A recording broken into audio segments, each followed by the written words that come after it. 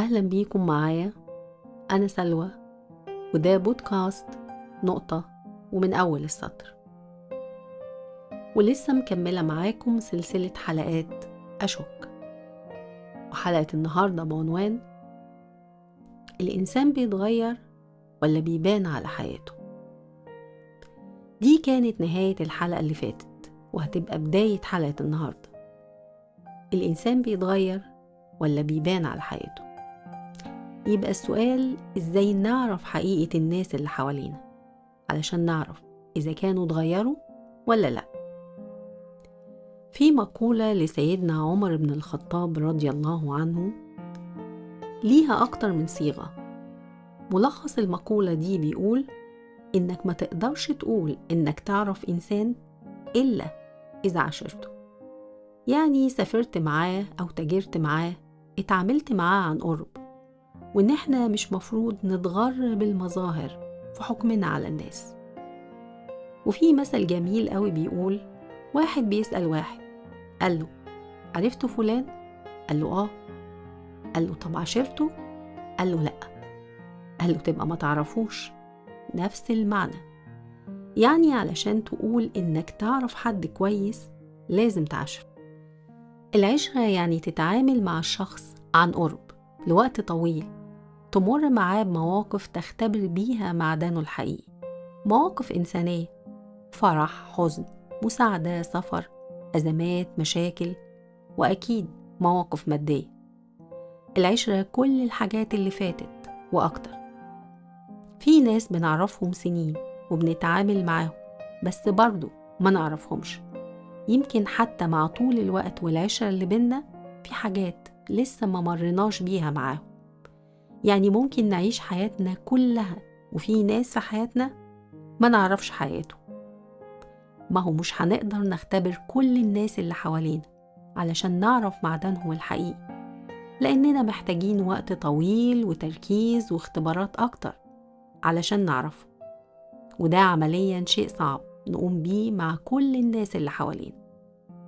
طب معقول هنعيش ونتعامل مع ناس من غير ما نعرفهم؟ أقصد من غير ما نعرف حياتهم؟ ممكن، خاصة لو كانوا الناس دول مش بالأهمية الكبيرة في حياتنا. طب الناس المهمين اللي حياتنا بتدور حواليهم وتعاملنا معاهم تقريبا بشكل يومي، يا ترى هنوقف مشاعرنا تجاههم وتعاملنا معاهم لغاية ما نعرفهم، نعرف حقيقتهم يعني؟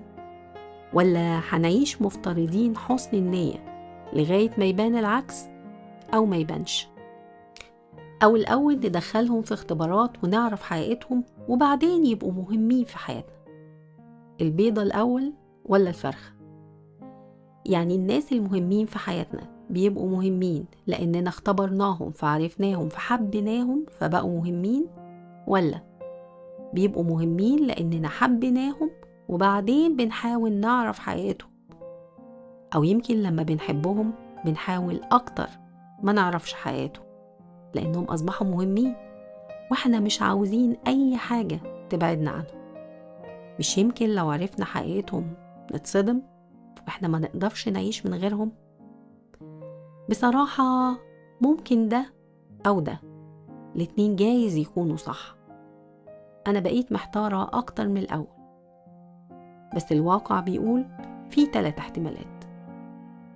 الاحتمال الأول، أحيانا بنغمي عينينا علشان ما نشوفش حقيقة الناس اللي حوالينا، ومادام مغميين عينينا يبقى الحقيقة واضحة، بس احنا مش عايزين نشوفها، لأن مهما كانت الحقيقة دي مش هتقدر تبعدنا عنهم. مش عاوزين نشوه صورتهم اللي مرسومة في خيالنا وبس. الاحتمال التاني، أحيانا من كتر ما بنحب الناس اللي حوالينا ومتعلقين بيهم بنصدق إنهم مثاليين، علشان كده بنبقى واثقين إنهم مهما كانت الاختبارات اللي هنحطهم فيها صعبة هيعدوها وهينجحوا فيها. احنا بس مصدقين ده، لكن احنا ما اختبرناهمش فعلا. الاحتمال الثالث، وده نادر شوية، احيانا بنختبر الناس اللي حوالينا وبنحبهم وبينجحوا في كل اختباراتنا، وبنكتشف معدنهم الحقيقي.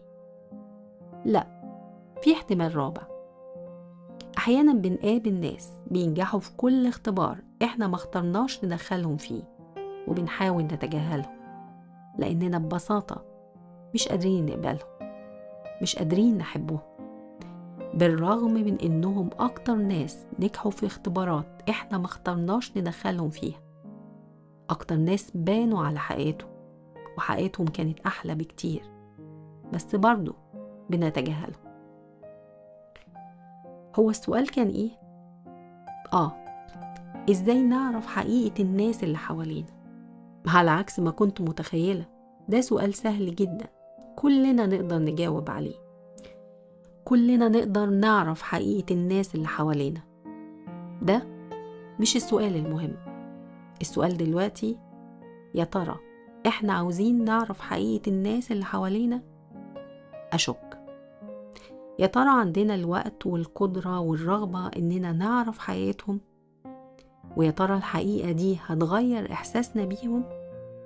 هو ده السؤال.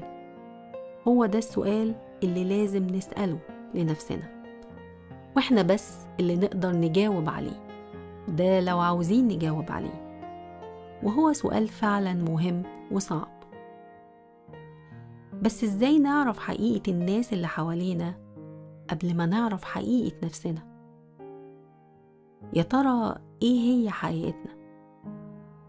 ده بقى سؤال أصعب من اللي قبله واللي قبله، وطبعا محتاج وقت أطول، وكالعادة مش هحاول أجاوب عليه دلوقتي، وهسيبه للحلقة الجاية.